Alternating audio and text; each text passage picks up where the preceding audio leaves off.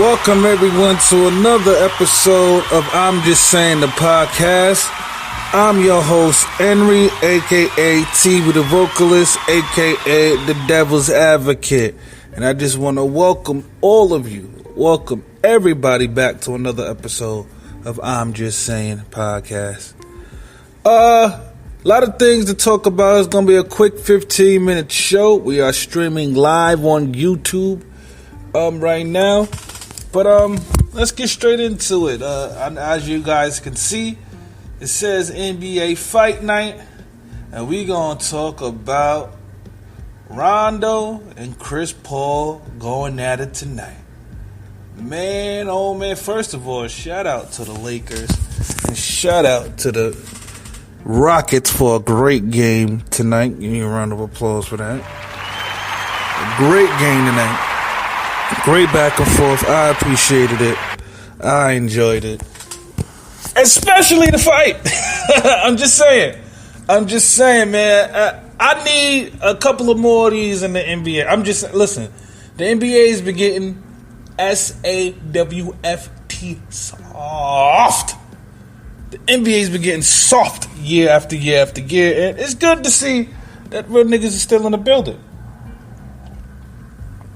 Now, what happened, if you're not familiar with the fight that happened tonight versus the Lakers and the Rockets, James Harden is coming down the court to make a play. He uses his off arm to push off Brandon Ingram. Ref calls the whistle. He thinks he hits an N1 because he's still in motion as he's going in. He pushed Brandon Ingram a little hard. That's what I saw on the replay. He pushed off. So as James Harden was walking to the foul line, Brandon Ingram shoves the shit out of him. When he shoves the shit out of him, they start arguing. He gets teed up with a tech. Start arguing, whatever. Now, during the argument, I don't know what's going on, but during the replay, I see Chris Paul, who is the point guard from the Houston Rockets. You know how people point and talk when they point. He was doing that, but as in pointing and talking, he had, I don't know if it's accidentally, I don't know if it was intentionally, but he touched Rajon Rondo, who was the point guard for the Los Angeles Lakers. He touched. It wasn't one of them. Oh, I touched you by mistake. It was one of them, yeah, nigga, I just poked. He basically poked him in the forehead three times, actually. And after he got poked in the forehead, Rondo caught him with a hook. Akapow! Even though Chris Paul did catch him with a akapow right back like that. Yo, they was connected. Y'all can see by the photo I got up that they was connected. They was connected, man. And after they broke everything up, during the fight now, while everybody's kaplowing, right? Brandon Ingram, the person who, James Harden originally pushed when he pushed him off and started everything, he comes running back on the court and he throws his swing in. Kapow! You gotta make sure he got his in. Kapow! So everybody's fighting, everybody's going crazy. The funny part is, if y'all watch the replay, LeBron James and Carmelo Anthony are like deer in headlights. I'm just saying. They standing there ain't really doing shit. Too much. I mean, Brandon Ingram and Carmelo Anthony got bucked afterwards, but that was already after the situation. But yeah, that shit was crazy, man. That shit was crazy, dog. I didn't expect that. I'm over here. Well, it was a very close, intense game. But I didn't expect none of that, man. I'm not even gonna hold y'all. I didn't expect none of that. I expected, a good game, but there will be suspensions. I'm pretty sure Chris Paul will be suspended a couple of games. I'm pretty sure that it's unfortunate, but Rondo will be suspended a couple of games, and Brandon Ingram, he probably is going to get suspended the most games because this thing started with your push, and then you came in swinging on people after the fact as well. So, the NBA said there will be suspensions and stuff like that. I guess we'll find out in the next couple of days. But Wow, yes. I haven't been excited about a fight in the NBA since Quidditch Child's two-piece Kobe. No offense, Lakers fans, but it is what it is. New York! Biased to the fullest. What's next on my docket? I just binge watched. Yes, I binge watched. I just binge watched Making of a Murderer on Netflix. Oh yeah, gotta get my mystery music in here. And boy, let me tell you. Woo-wee! First of all, if you haven't seen season 1 of Making of a Murderer on Netflix, I highly suggest you go on Netflix and you watch Making a Murderer. Trust me, oh my God, season 1, I ain't gonna lie. Season 1, I thought he was kind of guilty. I mean, it looked like a setup, but this is all right. This might sound weird to y'all, but I'm gonna let you guys know what from a point of view where I'm from. I'm like, all right, here's a white guy who was arrested and wrongfully convicted for 18 years for a rape that he didn't do. After 18 years, and DNA proved that he wasn't the person, he got released.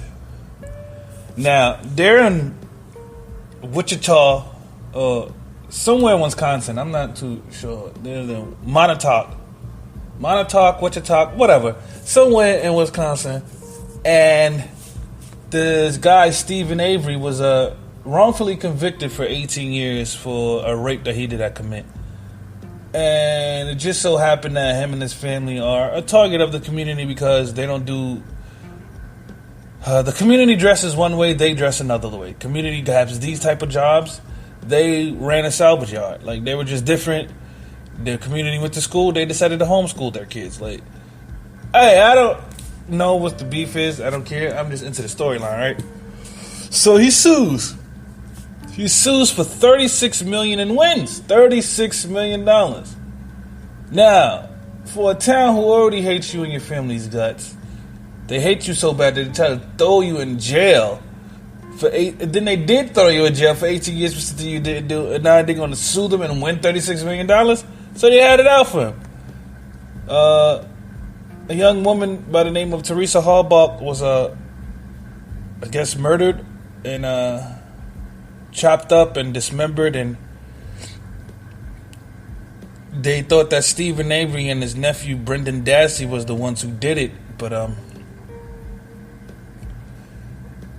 after watching season 2, man, I don't know what to believe, tell you the truth.